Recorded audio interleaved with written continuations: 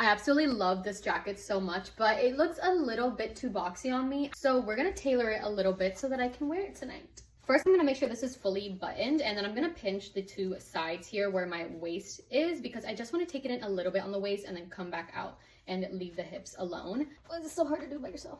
So I have it pinned there, and I'm gonna take it off and start marking. So this jacket actually has bias tape all on the raw edges, so we're gonna try and keep that same look, but I'm gonna go ahead and mark where the safety pins are. Flip the whole thing inside out. I'm gonna go ahead and seam rip the bottom hem here because it just makes it easier to sew. I'm also gonna seam rip the armhole a little bit as well. And repeat the same thing on the other side. I'm gonna flatten everything out and pin it in place. You can do a rough sketch if you want to first. Sometimes I will. And I'm gonna ease it into the hip because I don't wanna take it in on the hip personally.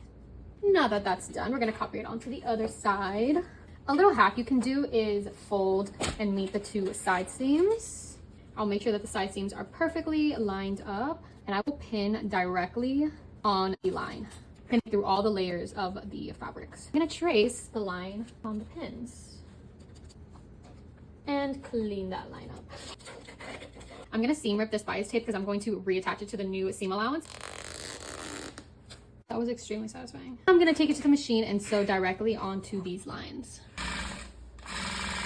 Everything's sewn. I'm just going to trim off the excess. Okay, so before I sewed everything back into place, I wanted to try it on and make sure that I liked it. The first thing I noticed is that there's still like extra fabric here. Like I was trying to not mess with the sleeve and the armhole a lot, but honestly, it's not looking good. So I'm just gonna go ahead and taper this a little bit more. I have to do that to both.